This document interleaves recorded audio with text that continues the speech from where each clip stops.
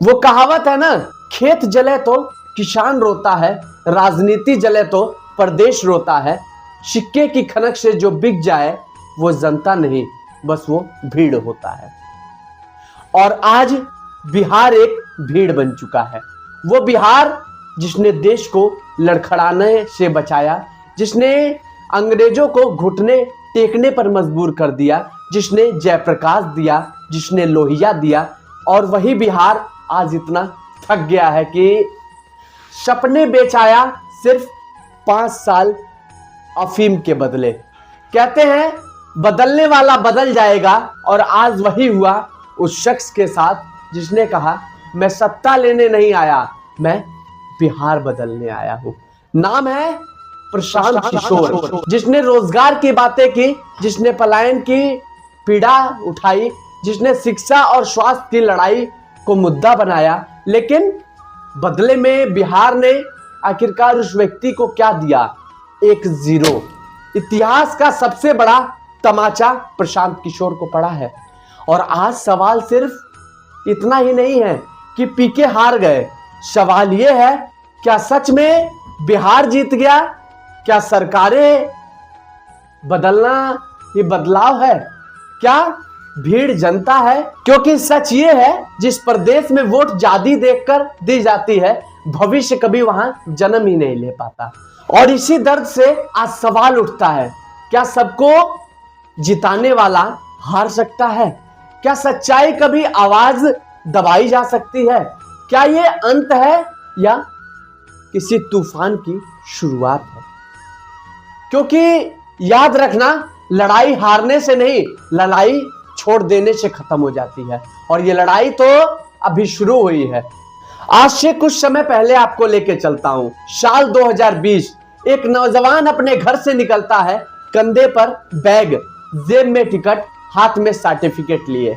दिल्ली, मुंबई, सूरत, पंजाब, पलायन की रेलगाड़ी, खचाखच भीड़, हर डिब्बे में एक ही चीख, यहां काम नहीं है, यहां उम्मीदें हैं। लेकिन बिहार चुप रहा। साल दर साल, चुनाव दर चुनाव, वोट पर जाती, जीवन पर बर्बादी। और इसी चुप्पी को तोड़ने आया था प्रशांत किशोर। उसने भाषण में एक लाइन कही थी, बिहार को वोट नहीं भविष्य चाहिए। और उस दिन सत्ता के गलियारों में सबके पांव कांप गए थे, क्योंकि सिस्टम जानता है जितना जनता सोई रहे उतना हमें फायदा है। जितना सवाल कम करेगी वो कुर्सी उतनी ही सुरक्षित रहेगी। जितना जाति का नशा उतना विकास का गला दबाया जाएगा। प्रशांत किशोर ने पहली बार लोगों को बताया बिहार में 37% बेरोजगारी आखिरकार क्यों है। बिहार का हर तीसरा युवा राज्य छोड़कर जाने पर आखिरकार क्यों मजबूर हो जाता है। क्यों बिहार की शिक्षा रैंक 36 में 35वीं है। क्यों अस्पताल सिर्फ बोर्ड लगाए बैठे हैं। और जब जनता सवाल पूछना शुरू करती है तो सत्ता ताज हिलाने लगता है। यही वजह है, पीके को रोकना था किसी भी कीमत पर।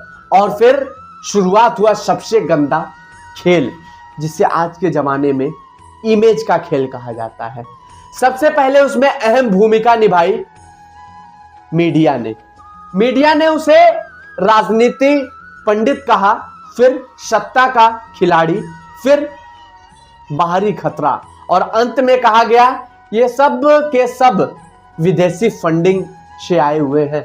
बिहार को बेचना चाहते हैं और बिहार को बर्बाद करके, नस्ता नाबूद करके इस बिहार को छोड़कर फिर विदेश चले जाएंगे। ये झूठ नहीं था, ये पूरी सोची समझी रणनीति थी। क्यों सच्चाई का डर पैदा करती है तो सत्ता अफवाहों को हथियार बनाती है। और फिर वो दिन आया चुनाव का। एक तरफ सपना था, दूसरी तरफ लोगों के अंदर डर था। एक तरफ भविष्य था तो दूसरी तरफ लालच था। और जनता हार गई, बिहार हार गया, वोट जीत गया। और प्रशांत किशोर को क्या मिला? जीरो।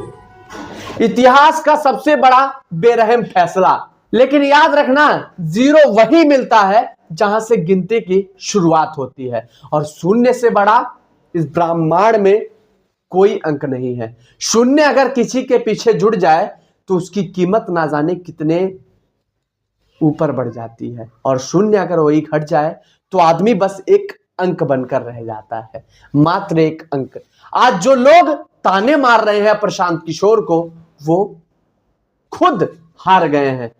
उसने सिर्फ सवाल पूछा था, क्या बदलने की कोशिश करने वाला हमेशा हार सकता है, या बदलने की कोशिश करने वाला डर वाले जीत से भाग सकता है? क्योंकि हार पीके की नहीं हुई, हार उस बच्ची की है जो 12वीं में पास करके भी उसी गांव में, उसी बिहार में मजदूरी करने पर मजबूर है। हार उस पिता की हुई है जो बीमारी से अस्पताल में दम तोड़ देता है। हार उस मां की हुई है जो बेटे को ट्रेन में चढ़ते हुए देख के आंसू बहाने लगती है। अगर ये हार नहीं है तो आखिरकार क्या है? अब असली सवाल खड़ा होता है, क्या प्रशांत किशोर अब रुकेंगे? क्या बिहार अब भी सोया रहेगा? और अगली लड़ाई आखिरकार कहां शुरू होगी? क्योंकि इतिहास का सच यही है, क्रांति एक दिन में नहीं आती, लेकिन एक दिन ये क्रांति जरूर आती है। जख्म जितना गहरा होगा, बदलाव उतना ही बड़ा होगा। और बिहार का घाव अब नासूर बन चुका है। अब यहां तूफान आने वाला है और यहां कुछ ना कुछ तो बड़ा बदलाव होके रहेगा। जरा सा एक बात सोच के बताइएगा, आखिरकार प्रशांत किशोर के पास किस चीज की कमी थी? प्रशांत किशोर ने आखिरकार बिहार को क्यों चुना? प्रशांत किशोर अगर किसी भी राज्य से जाके चुनाव लड़ते तो शायद वो जीत जाते, लेकिन बिहार ने उनको क्या दिया?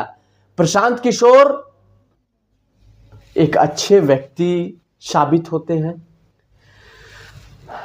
कल मैं एक बैठ के वीडियो देख रहा था, प्रशांत किशोर परसों यानी बीते परसों मौन थे, तो कहीं ना कहीं जब राजनीति का चाणक्य प्रशांत किशोर को कहा जाता है तो कहीं ना कहीं कुछ बड़ा बदलाव, कुछ बड़ा खेल तो राजनीति में होने ही वाला है। अब आप जरा सा कमेंट सेक्शन में बताइएगा, क्या आपको लगता है कि प्रशांत किशोर राजनीति छोड़कर भागने वाले व्यक्ति हैं, या फिर डटकर इस राजनीति का सामना करेंगे?